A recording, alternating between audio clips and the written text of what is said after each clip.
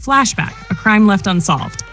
Years ago, under moonlit skies, a mysterious masked thief, known only as the Crimson Phantom, executed a flawless heist at the British Museum. They escaped with the Eye of Bastet, a mythical artifact rumored to grant influence over the minds of others. The criminal vanished without a trace. Interpol failed to solve the case, branding it unsolvable. The opening sets the tone with a sleek, noir-style sequence. In the present, the bad guys, Mr. Wolf, Mr. Snake, Miss Tarantula, Mr. Shark, and Mr. Piranha, have gone from notorious criminals to public icons. They now work as special agents under a government reform initiative, helping prevent heists rather than pull them off. But fame is dull. Wolf craves thrill, Snake resents the rules, and the others feel out of place, especially during awkward public appearances and staged community service. 2. Life in the Spot. One evening, they receive a strange but polished video message. It's Professor Marmalade, now supposedly reformed and running a global villain rehabilitation network, the Good Intentions Initiative. He invites them to an international summit of reformed criminals in Paris. Most of the team is skeptical, but Wolf sees a chance to restore their reputation in a bigger way, and maybe inject excitement back into their lives. Professor Marmalade's message. Upon arrival in Paris, they find themselves among other, supposedly reformed ex-criminals from around the world.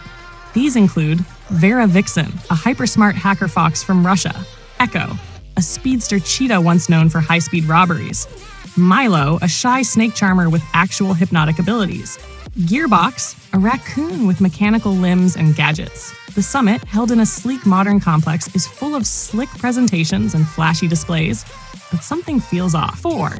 An international invitation. 5. Meet the reformed rogues. The bad guys quickly sense that not all attendees are sincere. There's tension and competition between teams. Wolf tries to be diplomatic, but Snake's cynicism puts them at odds with others, especially Gearbox. Tarantula becomes suspicious of the tech being demonstrated at the summit, noticing reform chips and behavior monitoring gear that look a little too invasive. 6. The Crimson Phantom returns.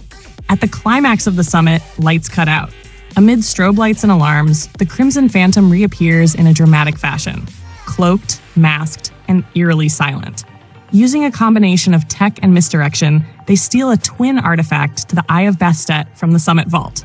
The entire crowd panics as the Phantom vanishes again, leaving behind a single calling card. 7.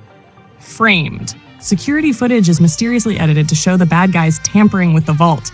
Their pasts make them easy scapegoats. Interpol agents storm the complex and accuse them of staging the entire event as a stunt. The media goes wild. Professor Marmalade pretends to be shocked. Feeling betrayed and cornered, the team flees. 8. Back on the run. The group goes underground. Piranha and Shark are reluctant, hoping to fix things peacefully, but Snake is clearly enjoying the chaos. Wolf is torn. He's tired of being misunderstood, but knows fleeing only worsens their case. They're once again the bad guys in the public eye. This SAR 9, going underground. Hiding in the Parisian catacombs, the team contacts old associates from their villain days. They disguise themselves and learn from whispers in the criminal underworld that the Crimson Phantom may be building something big, something that ties back to ancient myth and modern tech. Snake begins to bond with Vera Vixen, who's also gone rogue. 10. Reclaiming trust. Diane Foxington, now a political figure but still secretly the Crimson Paw, arrives in disguise. She believes in them and provides intel.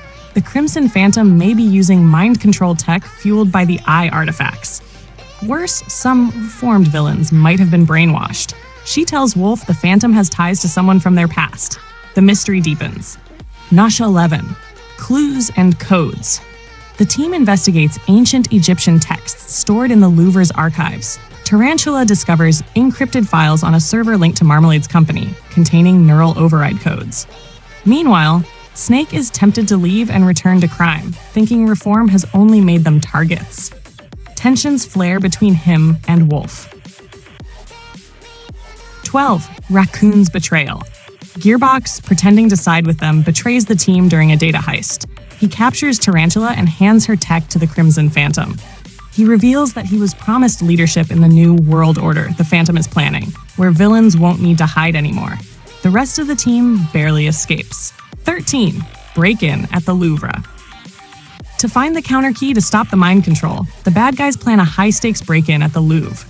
With Diane's help, they use classic heist methods, disguises, distractions, rooftop infiltration, and laser-dodging acrobatics. It's their most thrilling job yet, and they succeed. It reignites their bond. 14. Cracks in the team. But after the heist, an argument erupts. Snake feels like Wolf is trying to domesticate him. He storms off, believing their friendship is over. The team is shaken, especially Wolf, who feels like he's failed both as a leader and a friend. 15. Snake's solo path.